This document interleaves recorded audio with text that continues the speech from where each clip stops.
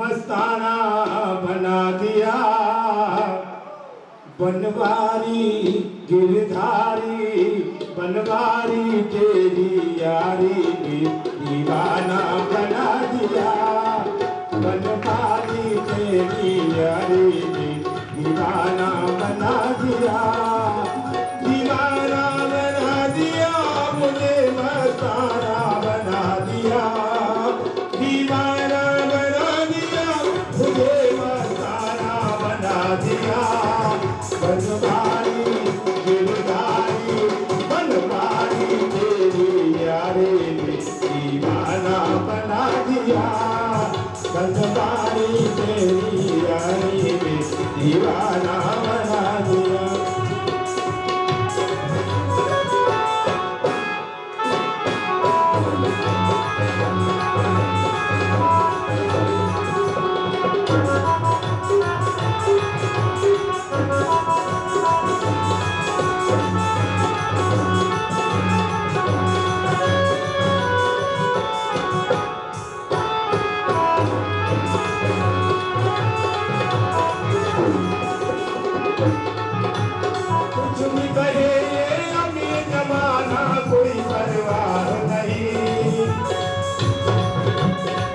दौलत और शोहरत की अब मुझको चाह नहीं।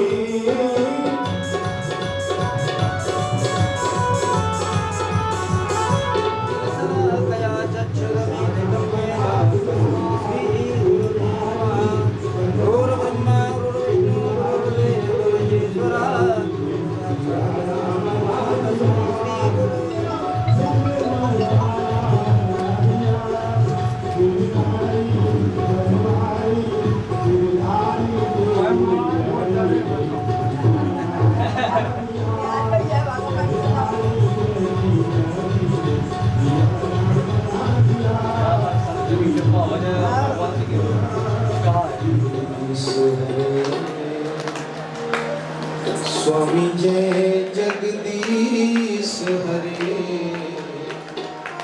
भक्त जनों के संकट क्षण में दूर करे। ओम जय जगदीश हरे।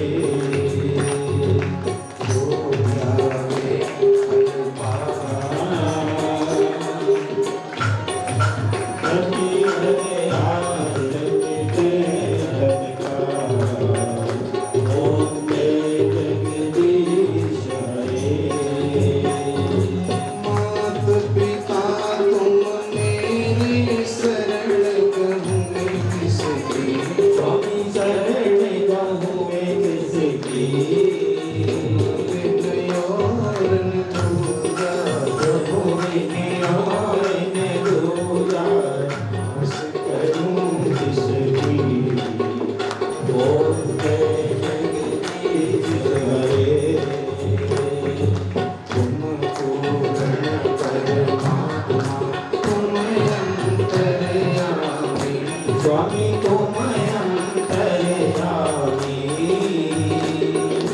पार ब्रह्म परमेश्वर पार ब्रह्म परमेश्वर सबके स्वामी। ओम जय जगदीश हरे। तुम करुणा के सागर तुम पालन करता। स्वामी तुम पालन करता। मैं मूरत करता मेरे सेवक तुम स्वामी। कृपा करो बलवान। ओम जय जगदीश हरे।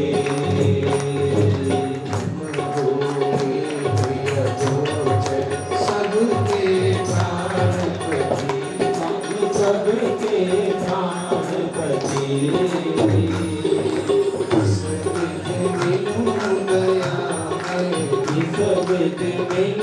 गया है ओम जय जगदीश हरे। दीन बंधु दुख हरता तुम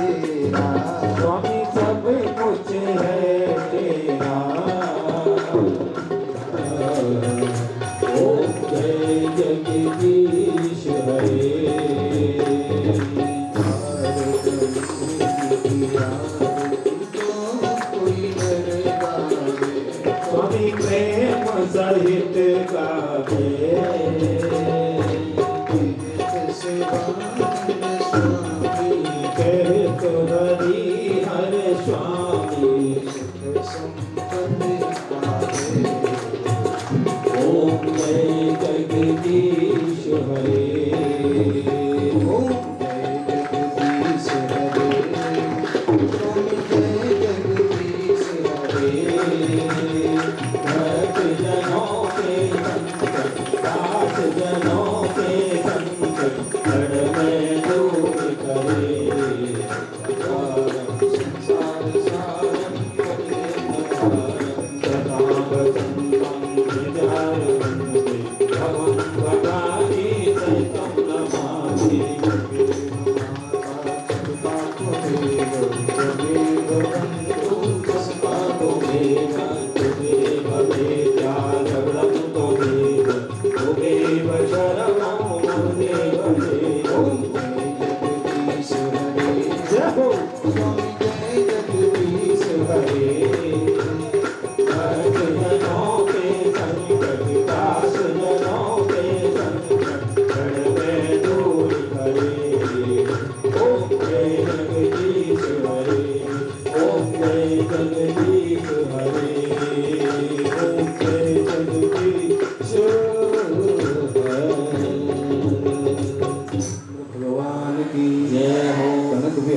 सरकार की जय हो। संत भगवान की जय हो। देव भगवान की जय। अयोध्या धाम की जय। सरयू मैया की जय। भागवत भगवान की जय हो। जय जय श्री सीताराम। तेरी है चकोरी तू है राधा का चकोर। राधा तेरी है चकोरी तू है राधा का चकोर। राधा तेरी है चकोरी तू है राधा का चकोर। मेरे राधा का चकोर। राधा तेरी है चकोरी तू है राधा का चकोर। राधा जीवन की डोरी तू है जीवन का डोर। राधा जीवन की डोरी तू है जीवन का डोर। राधा जीवन की डोरी तू है जीवन का डोर। राधा जीवन की डोरी तू है जीवन का डोर। मेरे मनवा में बस जाओ युगल किशोर। मेरे मनवा में बस चकोर।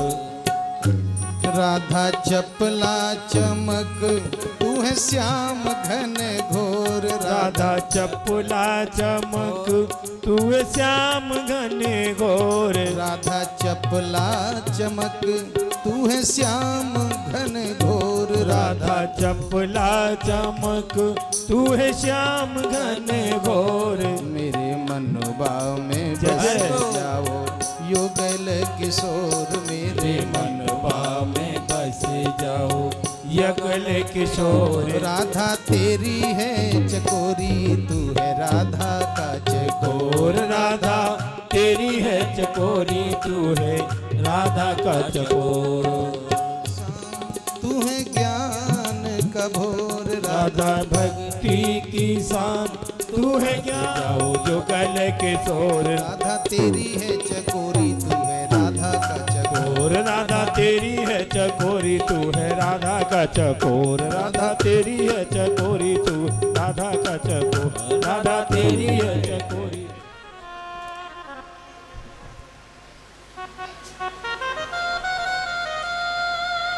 मुख्य श्रोता के रूप में महाराज परीक्षित।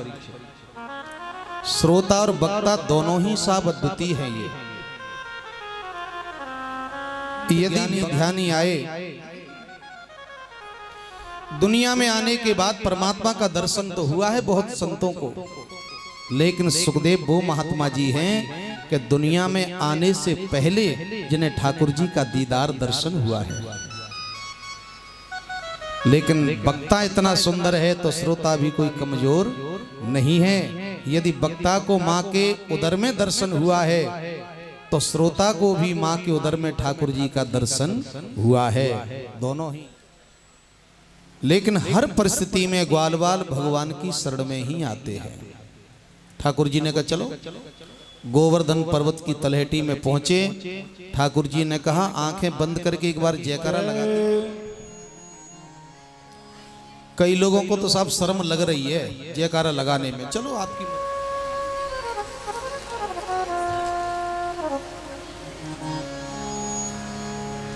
उठा हुआ है। लेकिन भागवत में सुखदेव जी ने बड़ा सुंदर वर्णन किया है।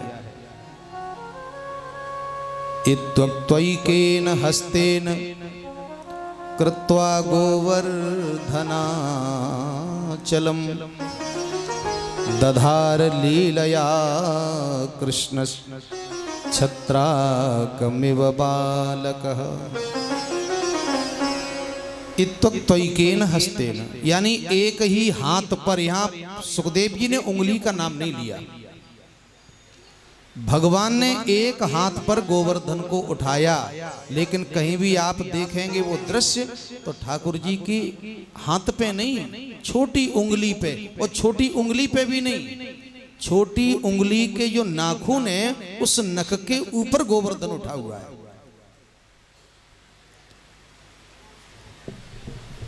ये संतों का भाव है और सही है। क्यों? अब थोड़ा हम और आप विचार करें, क्या की जरूरत क्यों पड़ेगी? जिसकी इच्छा से पूरी दुनिया बनकर के तैयार हो जाला। नाना ग्रह का रज जंजाला, नाना ग्रह का रज जंजाला।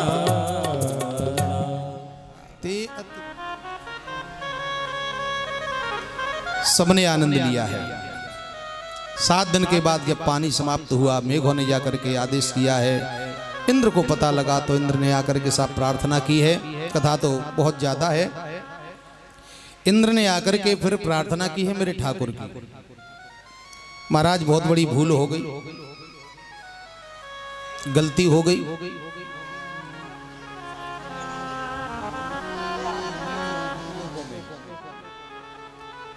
विशुद्धमयोऽयं गुणसंप्रवाहो न वेद्यते ते गृह्णानुबन्धः।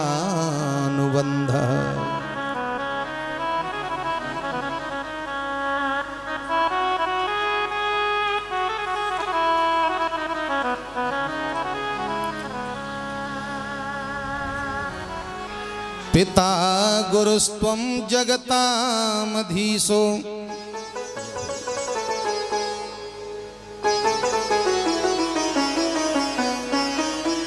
पिता गुरुस्त्वं जगतामधीशो दुरोत्ययः कालयुपात्तदण्डः हिताय स्वेच्छा तनुभिः समीहसे मानं विधुन्वन् जगदीशमानिनाम्। इंद्र ने प्रार्थना की है 10 श्लोकों में, बड़ी प्यारी प्रार्थना है। इंद्र कहता है, लेकिन प्रभु प्रार्थना है, पिता गुरुस्तम जगतामधीशो, आप जगत पिता हैं, हम आपकी संतान हैं। बालक यदि गलती करता है तो पिता दंड देता है। नजरों से गिराना ना, चाहे जितनी सजा देना, सजा मंजूर है। और ये भी ध्यान रखिए, अगर शिष्य गलती करे और गुरु दंड न दे तो इसमें शिष्य की भलाई नहीं है, दुर्भाग्य है। बेटा गलती करे, पिता दंड नहीं देता, ये बेटे का दुर्भाग्य है। इंद्र भी कहता है कि मैंने गलती की है साहब, मैं स्वीकार कर रहा हूं और जो दंड देंगे स्वीकार है, लेकिन बस मेरी प्रार्थना यही है, नजरों से गिराना ना, चाहे जितनी सजा देना। क्यों? नजरों से जो गिर जाए, जो मिल जाए कान्हा तेरे चरणों की पग धूल जो मिल जाए।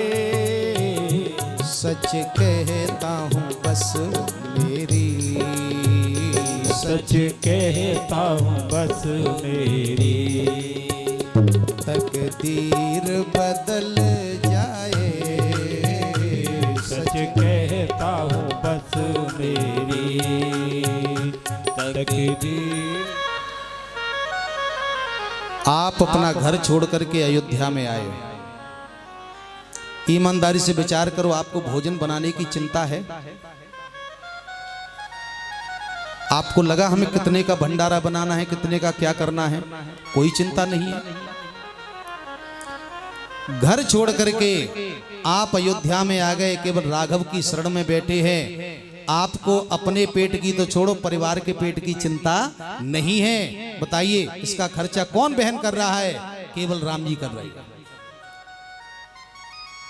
लेकिन यहां आकर के भी फिर हम चिंता में डूबे हैं, तो बड़ी विचित्र बात है। जिसके दरबार में बैठ करके प्यारे सब कुछ मिलता है, लेकिन इसके दरबार में इस पेट के लिए अगर कोई हाथ फैलाता है, मुझे लगता है कि उसने अपने जीवन का बहुमूल्य क्षण बिल्कुल बर्बाद कर दिया।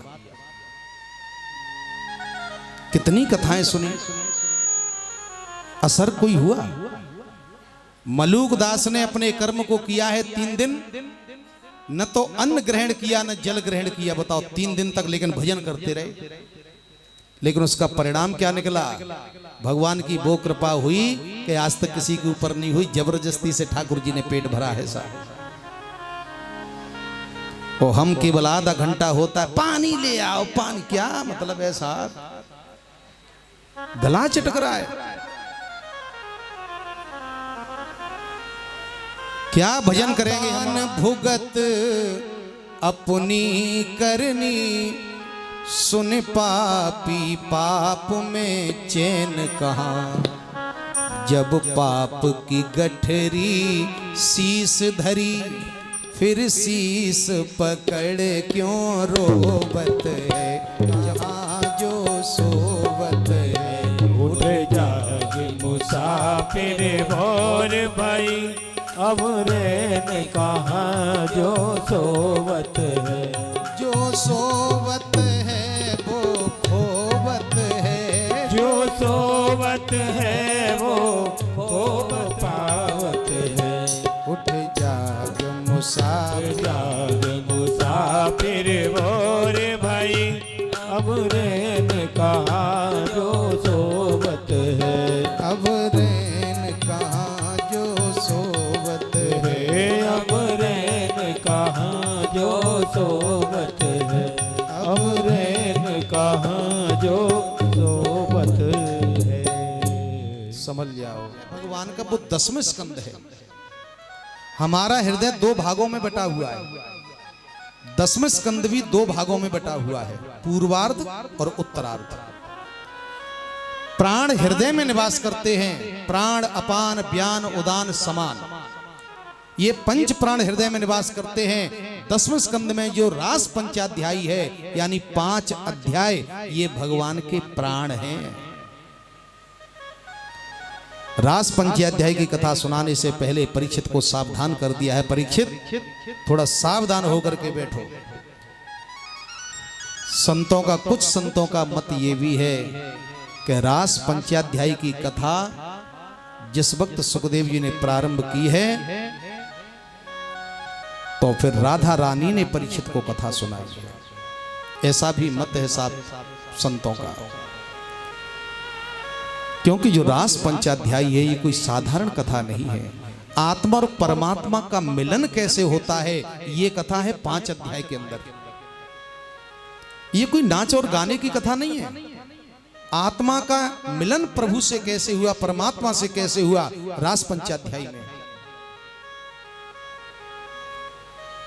मानस में आपने दर्शन किया है, जब हनुमान जी महाराज गए हैं लंका में, जानकी जी से जब भेंट हुई, तो जानकी जी ने जब कहा कि मुझे प्रभु याद करते हैं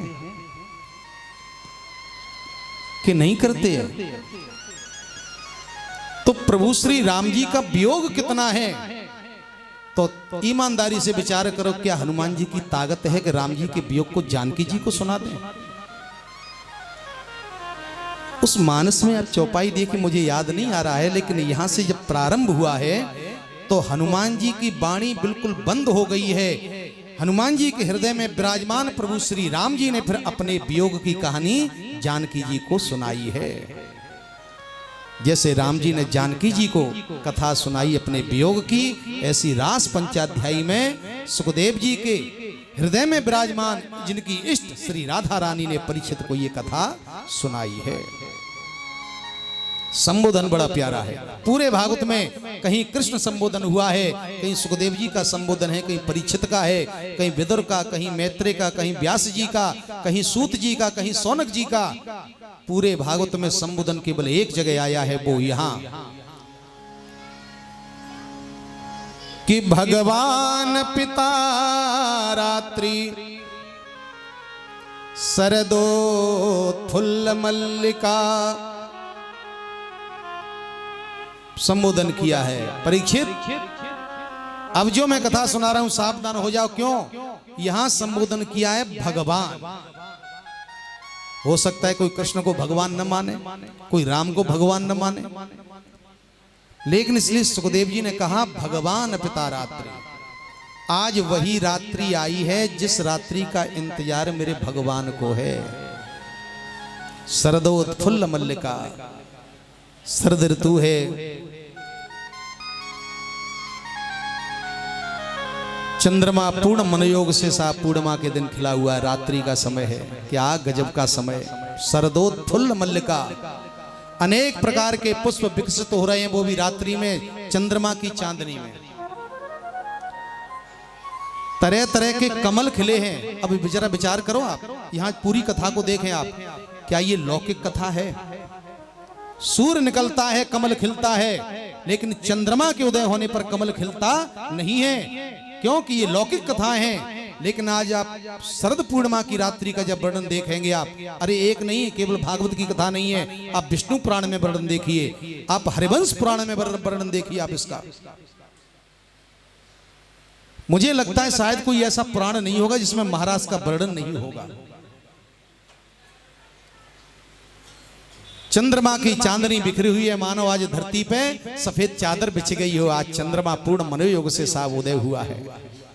क्या चांदनी बिखरी है। ठाकुर जी ने आज इशारा किया है किसे? वीक्षरंतुम मनश्चक्रे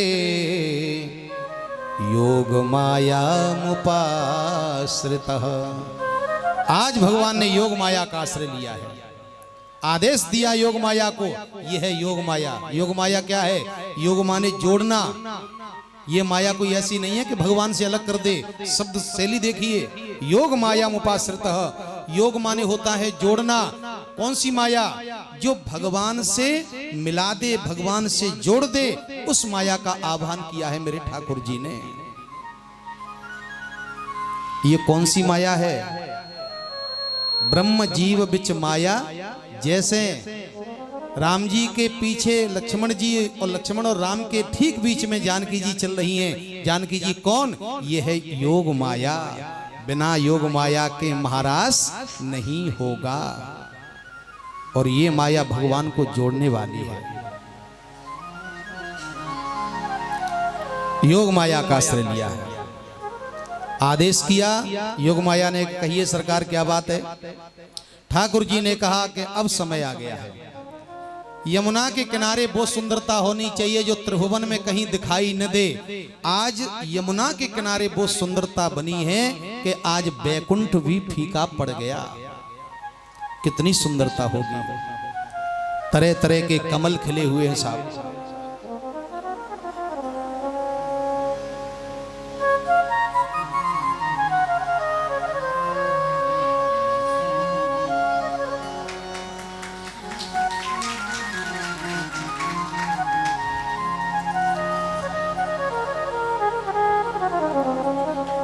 कृष्णस्तु यौवनं दृष्ट्वा निश्चंद्रमासो वनं शरदो त्वं निशां रम्यां मन। हरिवंश पुराण में भी महाराष्ट्र का वर्णन है, उस चांदनी रात का वर्णन हुआ है। मनश्चक्रे रतिम प्रति। आज मन उस चांदनी रात में दिव्य सुंदरता को देख करके साहब, आज ठाकुर जी ने सब मुरली उठाई। मुरली उठा करके आज ठाकुर जी ने पहली बार मुरली को जरा ध्यान से देखा है। लेकिन जो वर्णन किया है साहब बड़ा प्यारा है। आज तक ठाकुर जी ने मुरली कई बार बजाई है, वेणु गीत के द्वारा मुरली में जो ध्वनि निकाली है अद्भुत है। लेकिन आज मुरली हाथ में लेकर के मेरे ठाकुर जी की आंख में थोड़े आंसू आ गए। पहली बार, क्या दिव्य घटना है। मुरली ने अपने स्वामी के जब आंखों में आंसू देखे, मुरली ने हाथ जोड़ करके कहा, सरकार आदेश करिए क्या सेवा करनी है। तो आज ठाकुर जी ने हाथ जोड़ करके मुरली से निवेदन किया है, देवी संसेविता कर सरोज सुकलाम ततल्पई पदमाल कल्प जन चामर बीज तत्वम।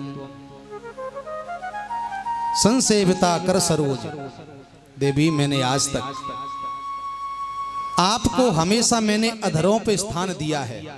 आपको जब जब मैंने सुलाया है नीचे नहीं सुलाया, जब जब मेरा मन हुआ है आपको सोने का मन हुआ है तो मैंने अपने होठों पे आपको रख करके सुलाया है।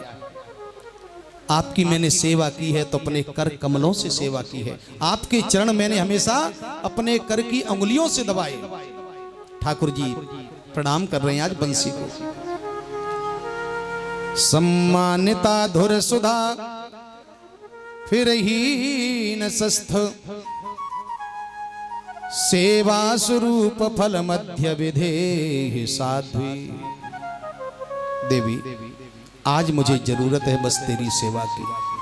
आज तक मैंने तेरी सेवा की है, जब जब हवा की जरूरत पड़ी मैंने अपनी पलकों से तेरे ऊपर हवा की है, लेकिन अब जरूरत मुझे है तेरी सेवा की। आज मुरली ने हाथ जोड़ करके कहा, सरकार मेरा सद्भाग्य है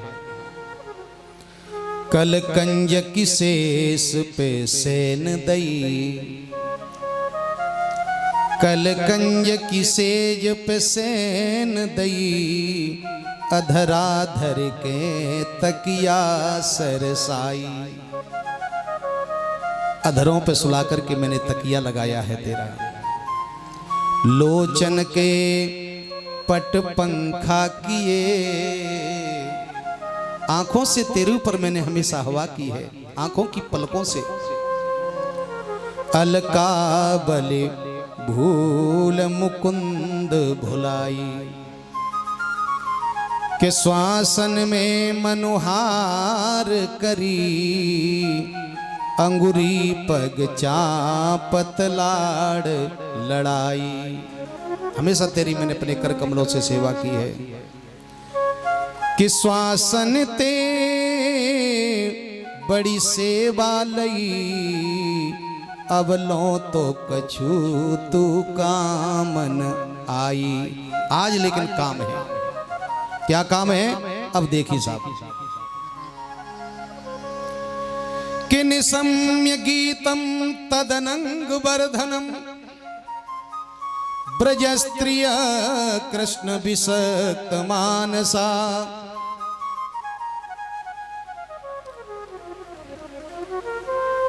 आजग्मुरन्योन्यमलक्षितोद्यमा सयत्र कांतो जवलोल कुंडलः।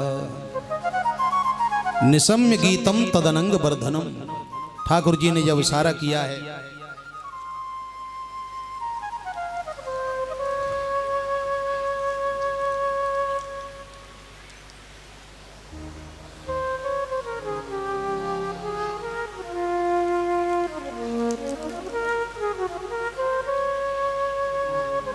भगवान ने इशारा किया,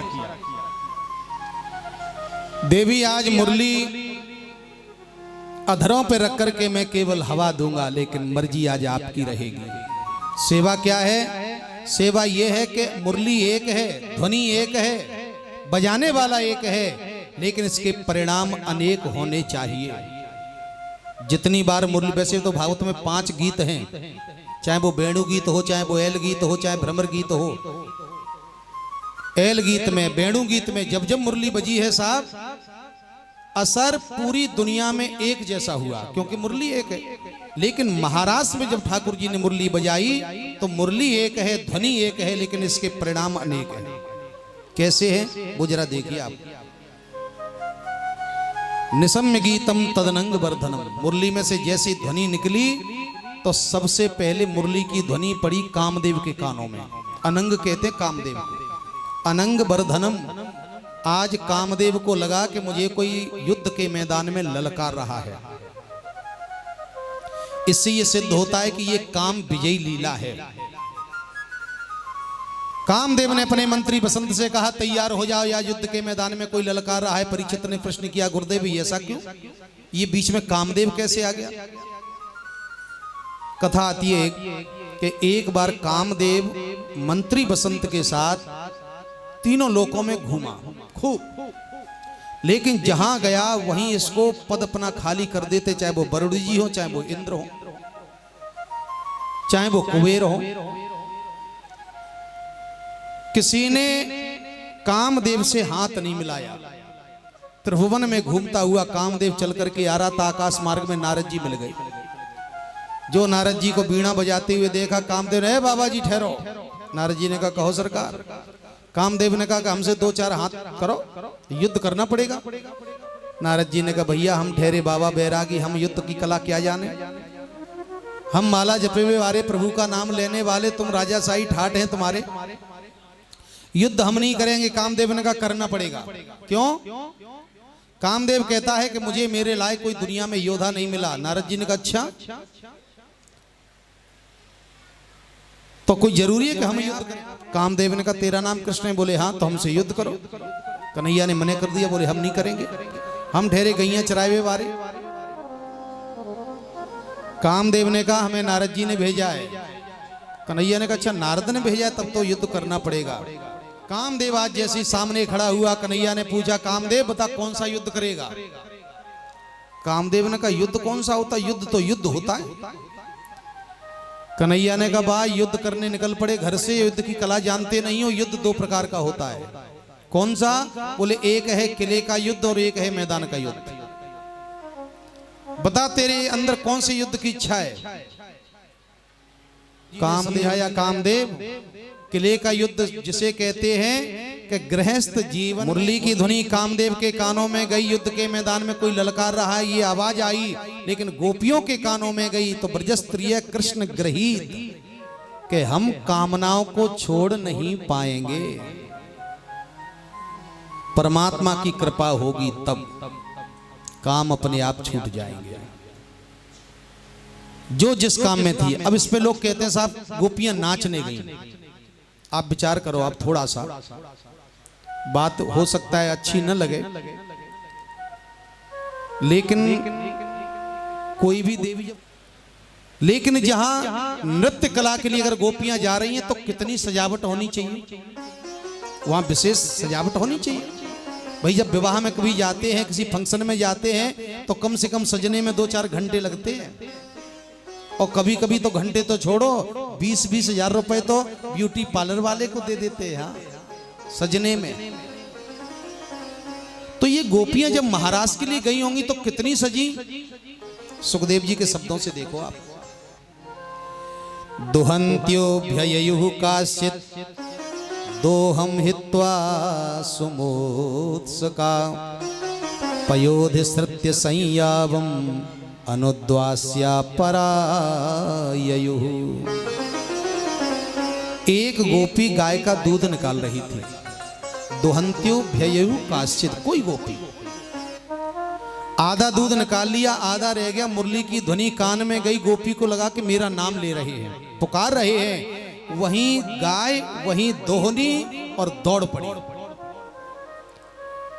लिपंत्यः प्रमजोनोन्या, एक गोपी अपने घर के आंगन को लीप रही थी। दोनों हाथ जिसके गोबर में सने हैं। मुरली की ध्वनि कान में पड़ी, हाथ धोने का समय नहीं मिला, हाथ गोबर में सने हैं और दौड़ पड़ी कृष्ण के पास। एक गोपी श्रृंगार कर रही थी, एक आंख में लगाया काजल, दूसरी में लगा नहीं पाई, तब तक मुरली की ध्वनि आ गई, दौड़ पड़ी। एक गोपी ने लहंगा पहना, चुनरी ओढ़ ही नहीं पाई, मुरली की ध्वनि आई, दौड़ पड़ी। अब जरा विचार करिए, क्या ये गोपियां नाचने जा रही हैं? एक एक शब्द को देखेंगे तो लगता है कि यहाँ गोपियों के अपने शरीर का भी ध्यान नहीं है, यह है देहाध्यास की निवृत्ति। इससे ये सिद्ध होता है कि महाराज की कथा लौकिक कथा नहीं है, यहां से अलौकिक कथा प्रारंभ हुई है। ये कोई लौकिक सुख नहीं है। एक गोपी को तो कमरे में बंद कर दिया उसके पति ने। कहां जा रही है रात्रि के समय?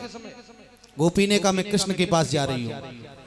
पतिदेव कहते हैं बा एक ही धर्म एक व्रत नेमा, अरे मेरी सेवा कर, कहीं जाना नहीं है रात्रि के समय। गोपी ने कहा तुम्हें मेरे से बड़ा प्रेम है? किससे प्रेम करते हो? शरीर से। बोले हाँ। कमरे में जाकर के पद्मासन लगा करके साहब प्राणायाम के द्वारा शरीर को छोड़ करके और सबसे पहले अपने प्राणों को लेकर के कृष्ण के पास गोपी पहुंची है। बताओ ये कथा कोई नाचने और गाने की कथा है? अगर गोपियों की भी दशा देखी जाए तो पद्मासन लगा करके जिसने अपने प्राणों को छोड़ा है, ये बड़े से बड़ा योगी भी नहीं कर सकता है। बताइए कितने बड़े योगी ये होंगे। ये गोपियां कोई नारियां नहीं है।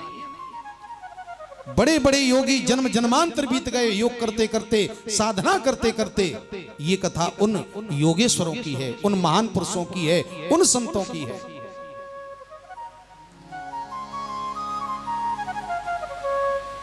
दुनिया के काम को छोड़ करके जो परमात्मा की तरफ चलता है, ठाकुर उसके लिए अपने हाथ उठा देते हैं। कथा प्रारंभ होनी, हम घर को छोड़ करके आए कथा के लिए, लेकिन अभी भी कमरे में जाकर के देखोगे तो 10-5 तो लेटे होंगे। क्यों? ठाकुर की कृपा नहीं है। गोपियों ने जो काम जहां था उस काम को वहीं छोड़ा और परमात्मा की तरफ दौड़ पड़ी है। यह है जीवन का सबसे बड़ा लाभ। सतम विहाय भोक्तव्यम सहस्रम स्नानम समाचरेत। 100 काम छोड़ करके भोजन करिए, शास्त्र कहता है 100 काम छोड़ करके भोजन करिए। सतम विहाय भोक्तव्यम सहस्रम स्नानम समाचरेत। 1000 काम छोड़ करके स्नान करिए। 100 काम छोड़ करके भोजन, 1000 काम छोड़ करके स्नान। कोटिम त्यक्त्वा हरिम भजेत। और करोड़ों काम छोड़ करके परमात्मा का भजन करिए। ये शास्त्र का नियम है। लेकिन हम भजन को पहले छोड़ेंगे खाने के लिए। हाँ, नहा करके आएंगे, क्या अबे बाल भोग में थोड़ी देरी है। अरे नहा करके आए हैं, कुछ देर थोड़ा ठाकुर जी का नाम ले लो, सीताराम। यहां तो आप जो करोगे साहब वही भजन बन जाएगा। ये तो वो जगह है, वो धाम है। यहाँ पर आपको किसी नियम की जरूरत नहीं है कि मैं माला कैसे घुमाऊं, पूजा कैसे करूं। आप जहां हैं, जैसे हैं, वैसे ही बैठ जाओ और जैसे लिबे वैसे ठाकुर जी का नाम ले लो और वही नाम आपका सबसे बड़ा भजन बन जाएगा। कोई जरूरत नहीं है किसी नियम की साहब। लेकिन नहीं ले पा रहे। यहां आकर के भी भोजन की चिंता में डूबे हैं। धिक्कार है साहब। जो मिलना था वो नहीं ले पाए। हर काम को छोड़ करके जो प्रभु की तरफ दौड़ता है, ठाकुर जी ने हाथ उठा दिए गोपियों के लिए। क्या सुंदर संबोधन किया है। स्वागतम ते महाभाग प्रियम किम करवाणि वह ब्रजस्यानामयं कच्चित् ब्रूता गमन कारणम। स्वागतम ते महाभाग। हे देवियों, मैं तुम्हारा स्वागत करता हूं। क्यों? आप महाभाग्यशाली हैं। देखो, भाग्यशाली तो हम हो गए कब? जब मनुष्य का जीवन मिल गया तब। बड़े भाग्य मानुष तन पावा। लेकिन महाभाग्यशाली कब है? मनुष्य का जीवन पा करके यदि परमात्मा की तरफ हम मुड़ चुके हैं तो समझ लो हम महाभाग्यशाली बन चुके हैं। ठाकुर जी ने तो कृपा में कोई कसर नहीं रखी। आपको घर से बुला करके अयोध्या में बिठा दिया और यहाँ बैठ करके भी हम प्रभु की तरफ नहीं मुड़े तो बड़ा दुर्भाग्य है साहब। स्वागतम ते महाभाग। भाग्यशाली है। कामनाओं को छोड़ दीजिए। काम का मतलब कोई एक चीज नहीं है, जीवन की हर एक कामना है। और हम तो परमात्मा की तरफ कब चलते हैं? कमरे से कथा में भी तब आएंगे, नहीं रुक जाओ थोड़ा सा काम बाकी है, जाए निपटा लें फिर चले। काम को निपटा करके सब भगवान की तरफ चलते हैं। काम को निपटाइए मत, काम को छोड़ दो। कैसे निपटाओगे? हमारे दादाजी भी इस दुनिया में आए थे, दादाजी भी यही कहते थे थोड़ा काम निपटा लें फिर भगवान का भजन करेंगे, मंदिर में जाएंगे, अयोध्या जाएंगे। काम निपटाते निपटाते निपट गए, काम नहीं निपटा। फिर पिताजी ने कमान संभाली साहब। पिताजी ने कहा कोई बात नहीं, अब हम काम को निपटावेंगे। फिर काम उन्होंने निपटाया और निपटाते निपटाते वो भी निपट गए। अब उसी में हम लग गए साहब, अब हम निपटावेंगे। काम कभी निपटता नहीं है। काम कब निपटता है? इसलिए कथाओं को सुनिए। जब सेवती सर नयन उघारा, जब सेवती सर नयन उघारा, जब सेवती सर नयन उघारा, जब सेवती सर नयन। ऐसे नहीं निपटेगा। या तो हम इतने बड़े गीत गाइए